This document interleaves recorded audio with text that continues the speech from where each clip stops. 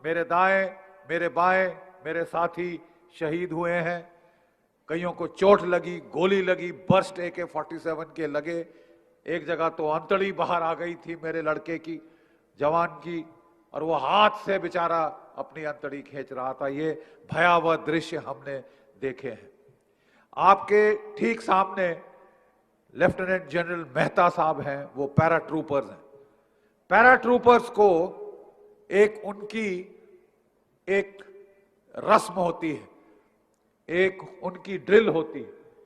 3000 foot से छलांग मारते हैं पैरा ट्रूपर, केवल इस विश्वास पे कि मेरी छतरी खुल जाएगी। 3000 फुट से छलांग मार देता है पैरा ट्रूपर, फौज का पैरा ट्रूपर, इसी विश्वास पे कि मेरी छतरी खुल जाएगी और मैं नीचे जाके अपने दुश्मन से लड़ूंगा। कई बारी हादसे भी होते हैं, छतरी नहीं खुलती और उसको बोला जाता है रोमन कैंडल। हिसाब लगाइए, जो इंसान 3000 फुट से गिरा है उसकी तो हड्डियां उसके कंधों से बाहर आ जाती, पांव की हड्डियां, टांग की हड्डियां, इतना जोर का इंपैक्ट होता है, कुछ बचता नहीं जिस्म का। लेकिन जब भी ऐसा हादसा होता है तो हमारे पैरास की और दुनिया भर के पैरा ट्रूपर्स की ड्रिल है कि पूरी की पूरी स्टिक जो उस जहाज में थी उसे एकदम दोबारा एयरफील्ड ले जाया जाता है और उसी दिन वो दोबारा जंप करते, ताकि उनको कभी झटका ना लगे, उनके मन में डर ना बैठ जाए कि ये मेरे साथ भी हो सकता है, हो जाए कुछ भी हो जाए, वो दोबारा जंप मारता है। उसी दिन दोबारा जहाज में बिठा के उड़ा के 3000 फुट से फिर बोलते हैं सब के सब एक के बाद एक गो है। और ठीक इसी तरह मैं आपको अपना व्यक्तिगत कहानी बताना चाहता हूं। मेरे बड़े भाई साहब थे, बहुत टॉल हैंडसम, बहुत अच्छे क्रिकेटर, बहुत पॉपुलर खिलाड़ी।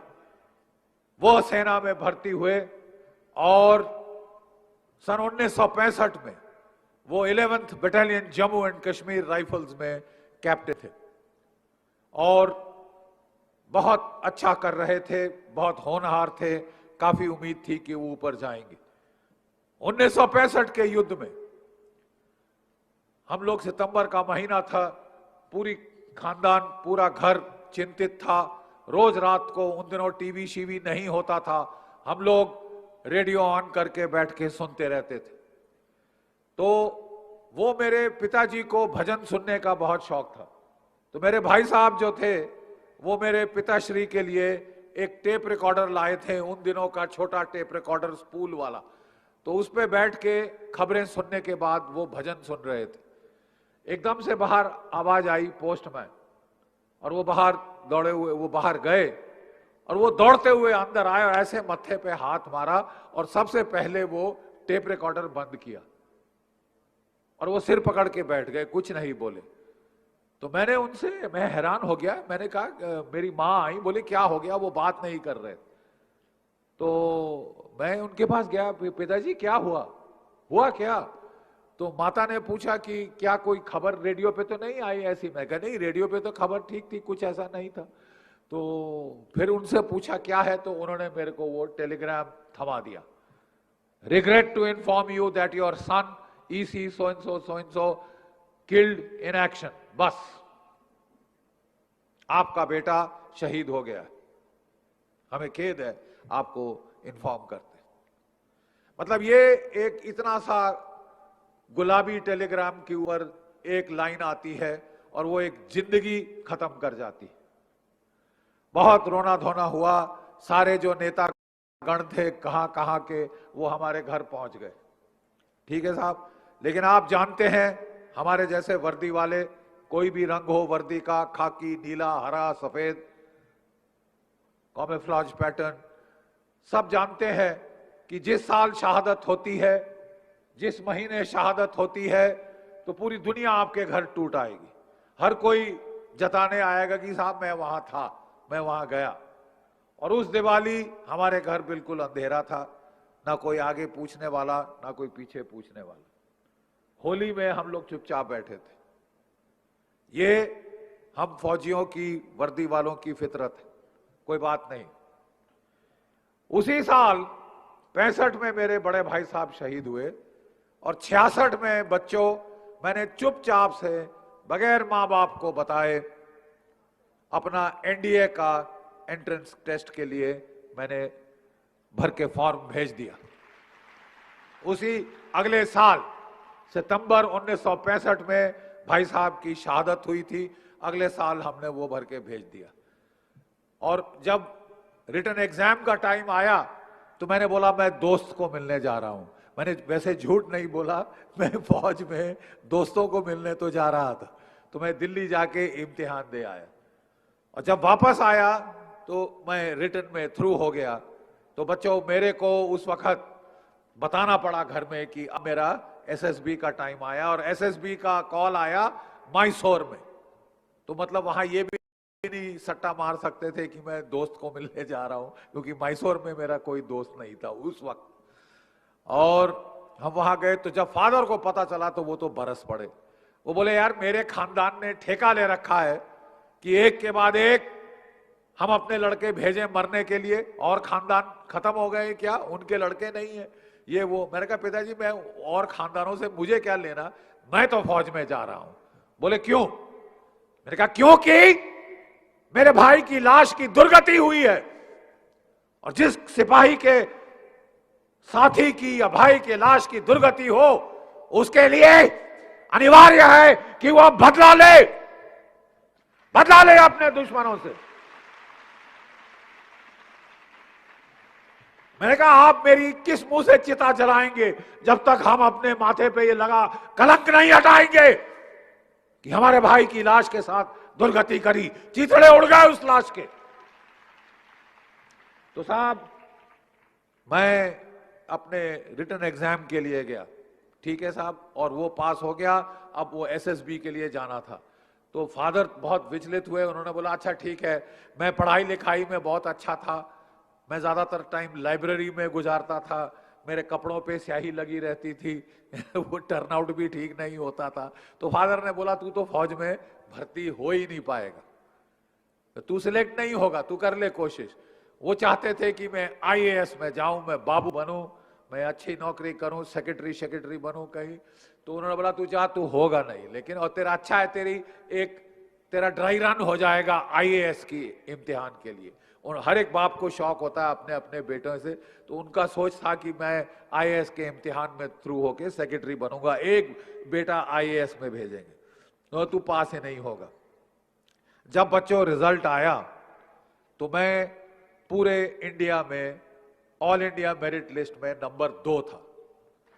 और अब मैंने पिताश्री से बोला कि पिताश्री अब तो जाने दीजिए, अब तो जाने दीजिए। तो उनको मन मार के हमें फौज भेजना पड़ा। और देखिए किस्मत, मेरा बैच है 1971 का बैच, ठीक है, 1971 द बैच ऑफ 71। हमको 14 दिसंबर 1971 को कमीशन मिलनी थी। अक्टूबर में आईएमए के अंदर इंडियन मिलिट्री एकेडमी देहरादून हमारे जो एडजुटेंट साहब ने हमें बुलाया और बोला कि बच्चों तुम्हारी जेंटलमैन कैडेट्स आपकी ट्रेनिंग बहुत हो चुकी, आपको 1 महीना पहले कमीशन किया जाएगा। बड़े लड़ाई होने का अंदेशा है, हम चाहते हैं कि आप लड़ाई में हिस्सा लो। और हम लोगों को 14 नवंबर 1971 को कमीशन मिली, 10 दिन की छुट्टी मिली माँ बाप को मिलने। आप अंदाज लगा सकते हैं मेरे माँ बाप पे क्या गुजरी होगी।